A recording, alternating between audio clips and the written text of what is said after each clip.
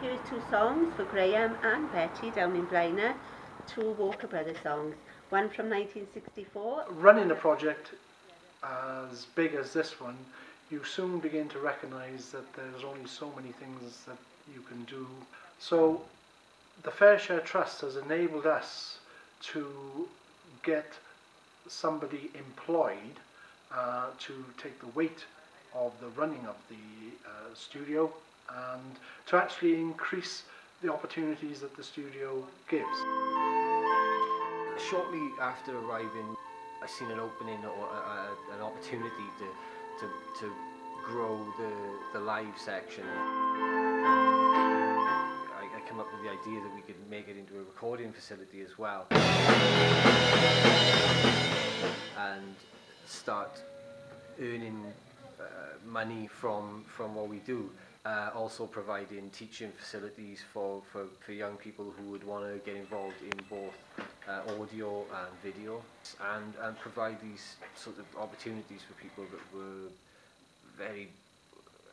they're hard to come by in this area unless you're studying. I first came here doing a work experience for a week with a few other boys, and I started then volunteering for around a year, and I also got into the video editing on Final Cut Pro. We went to do also a course on Final Cut Pro, and then fortunately I had jobs go through Wales, so I could get a job here, and I've been doing Final Cut Pro work here for around a year and a half now. Really enjoying it, enjoying editing all the bands, and I think it's really good. I was working, volunteering for Community First, Antigo Communities First, and of course the radio station was only a couple of yards up the corridor from the office. I thought I wanted to get involved with that, and this has opened up a new door for me, which has really helped me in my life, to be honest. Something that I didn't expect to be involved in, but I'm really glad I am now, and I really thank the BRfm for what they've done for me. And I don't know what to do. Prior to the Fair Share Trust, my time spent here was as and when it was possible.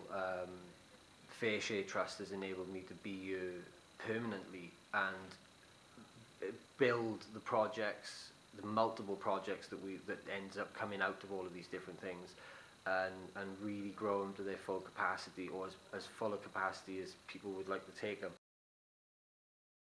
The media project that we're now running would provide a very good model for community radio stations throughout Great Britain. We're thankful to the Fair Share Trust for giving us the opportunity of a revenue grant to provide employment, and we were very fortunate enough to find somebody who fitted the bill really well. I think for us as an organisation, the impact and the outcomes of the project have been that we've had that pool of appropriately trained and qualified workers. Also organisationally, I think it's given us the confidence to move forward on developing other projects around working with people who are furthest from the job market. Well, I discovered while I was volunteering that I really enjoyed youth work, working with young people, and I thought it was a way forward and hopefully to lead to a career. The people who have worked with us on this project have gone back into their communities, they've set up voluntary groups, they've worked on different projects really outside of their work on our project. With the experience the project gave me, I was able to really get close to the young people within my local community especially. And because I knew them from such a young age, they, in fairness, looked up to me to a point. And as a result, I was able to help them with certain things like the community garden. Antisocial behaviour dropped. There was a respect shown by the elderly people of the community to the young people, showing that they appreciated what they had done for them while doing the community garden. While I was on the project, the first main project I undertook myself was a boot camp. The job match trainee identified some young people that were interested in music. X Factor was big then, so we did a boot camp around X Factor, and we got the young people to come down to the local radio station where they learned skills on recording. We got people to come in to do voice coaching, singing. There's litter on your street, and they set up bands. And she also then linked in with Blaenau Gwent Leisure Services and give the young people the opportunity to perform their skills at a local event. From my course, I had a work placement in Anti-Glow Communities first. When my course finished, I was actually lucky that there was an employed youth work position come up, so I applied for that, and luckily I got it. I'm also now in university and have just finished the level 5. Well, I'm in a place now that I would never have been without it. I'm a full-time youth worker now, and the skills and knowledge I gained through that was enabled me to do a presentation interview, which I'd never been able to do before, and also it got me the job through it, and also it helped me to move on to university, which is something I never envisaged doing in my life. And well, things are really moving forward, and it's thanks to the training that I received. When this new hospital was built, it was the first 100% single occupancy hospital of its kind in the UK. The issue of loneliness and isolation became evident a short while after it had opened. So this money was able to pay for 10 volunteers to be trained up in the area of health and social care. And they've been doing things like, very simply, befriending patients, talking to patients who are lonely in their rooms. We have been doing patients' nails, doing patients' hair, taking them for walks down to the cafe and the gardens here. Things really that nurses haven't got the time to do, and it gives them time to provide the vital care that they're supposed to be providing. My name's Donna Brown. I'm doing a befriending in the hospital. I come on a Monday, Tuesday, Wednesday, 11 till 2. I'm doing it as part of my NVQ level 2 in health and social care in Edinburgh College. Hello, my name's Clare Whitcombe. I'm a befriender for Ebervale Hospital. I come here on a Wednesday, Thursday and Friday, 10 in the morning till 2 in the afternoon, all voluntary work. I think it's making a difference to the patients because they're in a single room and they're on their own, they meet nobody. I come round with a trolley, go into the patients' rooms because they're single occupancy rooms. They do like to see us now and again. We can have a chat, a cup of tea, we befriend them, and they're always pleased and happy to see us. The other service that's been quite significant recently is we have spoken to the local college, Ebervale College, and their third-year students come down on a weekly basis and cut and style patients' hair, and the students are getting a different type of experience. When I came over, I looked like a little sort of woolly sheep because my hair was growing. I'd been in hospital a month and my hair was growing. And the lady came in, one of the volunteers came in, and she gave me a quick 1-2 all over, which made me feel better, and it made me, I suppose, really look better, you know, because you don't like going around looking like a shabby sheep, do you, sheep? We had a little chat, which was lovely. She was talking as she was doing my hair, and I was having the pleasure of her company, you know, which was gorgeous. Through Gavo in Blaenau, we done our training through Educate on mental health, Alzheimer's and dementia. So hopefully in the near future, with this experience in front of me as well, and hopefully in the very near future, it will actually lead me into some employment through nursing. We're running currently a programme for women called Women Exploring Business, and this enables groups of women that we work with to identify self-employment as a realistic option for them. This particular group of women got together approximately 2.5 months ago, and they have been making crafts, Christmas crafts and products. My group is called Santa's Little Helpers.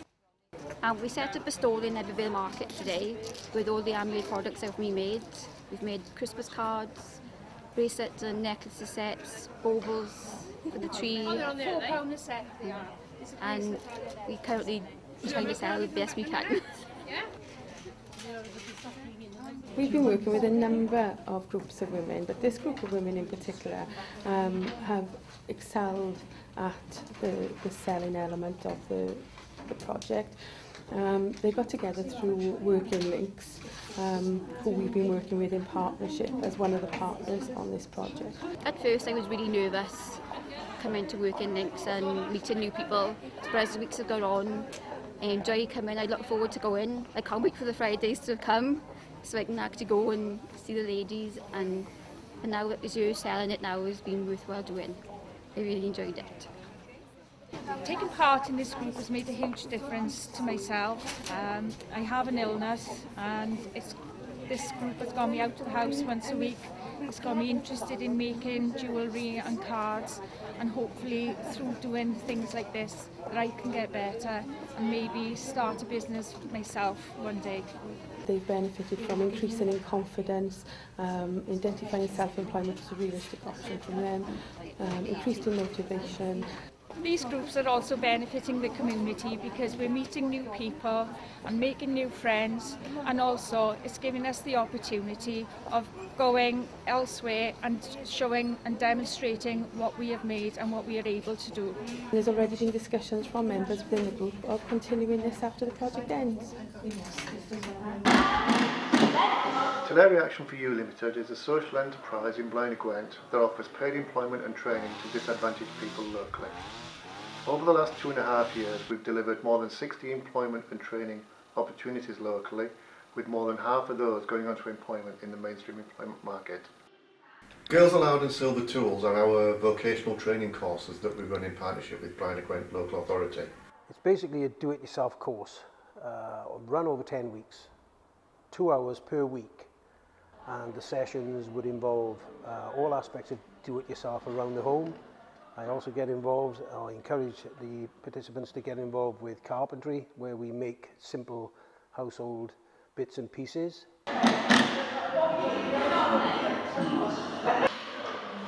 The purpose of the course is to try and encourage people to go on into further vocational training or further employment. Enviro Tools is the final part of the taffy jigsaw puzzle. It's basically our intermediate labour market business that we run out of our offices here. We've got 2 teams of 5 lads and supervisors going out and doing grounds work and site maintenance works across the borough. Probably one of the last projects that we did, the most recent, is a large block of flats in Pontypool area, where it was required to bring the flats back to a habitable condition. The flats were in a very, very derelict state, and the guys were involved, and the girls, in bringing about a massive change there. The skills in carpentry, skills in decorating, skills in general building maintenance were called for. As the final part of the jigsaw puzzle, it provides onward progression routes for our 14 to 16-year-olds tool-free future and potential then for work-based learning opportunities locally. Over these 2 years, we've worked very closely with the Fair Share Foundation and the Community Foundation in Wales to develop the project from what was little more than a concept 2 years ago, delivering us now into a company limited by guarantee, assisting us to move into our new property, our new premises, and developing our business plan over the next 3 years, working towards self-sustainability.